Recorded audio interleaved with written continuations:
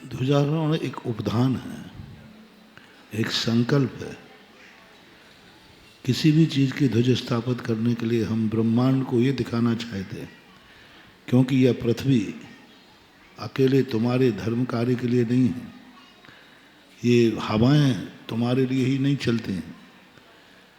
ये जो तुम करने जा रहे हो, ये सब अन्न पूजा की सामग्री खेत ने तुम्हारे लिए ही पैदा नहीं की है। तो एक इस सारे ब्रह्मांड की शक्तियों से एक अनुमति लेते हैं कि हम यहाँ यह कार्य करने जा रहे हैं। और जितने लोग के सब दुनिया के लोग होते हैं, वो इस ध्वजा को देखकर, देवता भी जब यहाँ से निकलेंगे तो वो भी इस जगह को ध्यान रखें कि यहाँ धार्मिक कार्यक्रम हो रहा है। हवाएं जब चलती हैं तो वे धार्मिक ध्वजा को छू करके वो अपना रूप बदल देती हैं।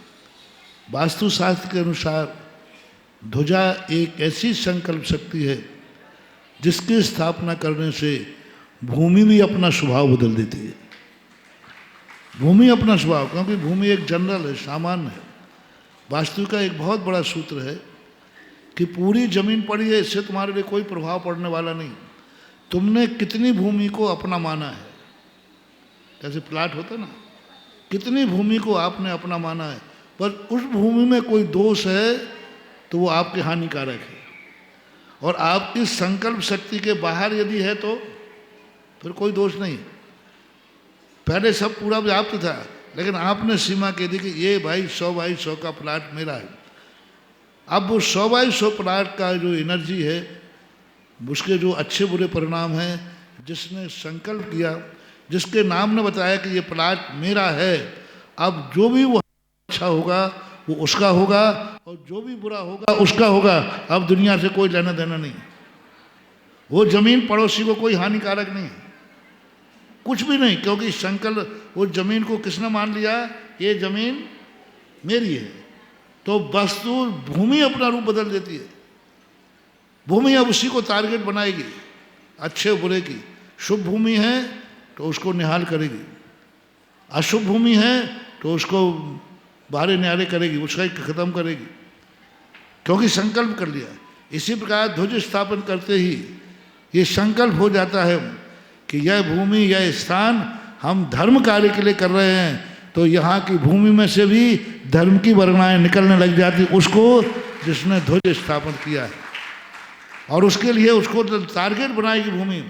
किसने इस भूमि को धार्मिक बनाया, किसने संकल्प किया, ध्वज स्थापन करना। तो ध्वज की जो स्थापना होती है उसका बहुत बड़ा महत्व है। एक दो बार हम कई बार शास्त्रीय प्रमाण को लेकर मनोवैज्ञानिक ढंग से इसको कई बार बताया है, और भी कभी समय आएगा बताएंगे, पर ये बहुत बड़ी चीज़ है। अब इनसे जैसे ही पृथ्वी से एनर्जी धार्मिक होना शुरू हो गई, क्योंकि इस पंडाल को, इस स्थान को आपने धार्मिक घोषित कर दिया। अब हवा भी यहाँ चलेगी, तो जो ये कार्यक्रम तुम्हारा हो रहा है वो कार्यक्रम की वर्गणाएं ध्वजा के माध्यम से छुएंगी। और ध्वजा जब हवा को छुएगी, वो हवा जहाँ जहाँ जाएगी वहाँ वहाँ धर्म का सुभिक्ष होना शुरू हो जाएगा, क्योंकि एनर्जी ध्वजा के माध्यम से पूरे पंचकर्मा की, पूरे कार्यक्रम की एनर्जी ध्वजा के माध्यम से आकाश में जाती है। मंदिर की एनर्जी कलश के माध्यम से आकाश में जाती है। और कलश के ऊपर ध्वजा क्यों लगाया जाता है? क्योंकि कलश जो है हवा को पूर्णता ग्रहण नहीं करता, ध्वजा हिलती है। हिलने के कारण से, हवा का वेग के कारण हिलने से वह जो एनर्जी है वो दुनिया में फैलती है। तो मंदिर की एनर्जी भी सारी दुनिया में फैलती है ध्वजा के माध्यम से।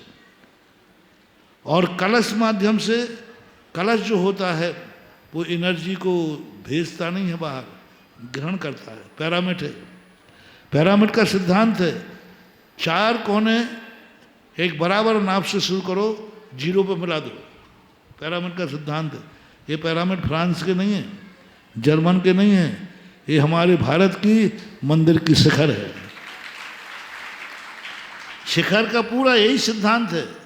तो शिखर, पिरामिड का अंदर क्या होता है, अंदर के ब्रह्मांड की जितनी भौतिक शक्तियाँ होती हैं वो कलश ग्रहण करता है।